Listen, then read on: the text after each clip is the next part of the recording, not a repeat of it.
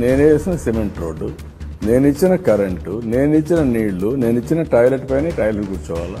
మురుగు కాలంలో మేము ఇచ్చిన మురుగు కాలంలో మురుగు నీళ్ళు వదిలిపెట్టారా? వేరే వాళ్ళకి ఎందుకు ఓటేయాలి? మేము ఇచ్చిన గ్యాస్తోనే వంట చేసుకోవాలి, మేము ఇచ్చిన లైట్లో కూర్చోవాలి ఇంట్లో, మరి మేము ఇచ్చిన ఫైబర్తోనే టీవీ పెట్టుకోవాలి, వేరే వాళ్ళకి ఎందుకు ఓటేయాలి? ఈ రోజు 2,53,000 కోట్ల రూపాయలు ఎక్కడా కూడా కులం చూడడం లేదు, మతం చూడడం లేదు, ప్రాంతం చూడడం లేదు, వర్గం చూడడం లేదు.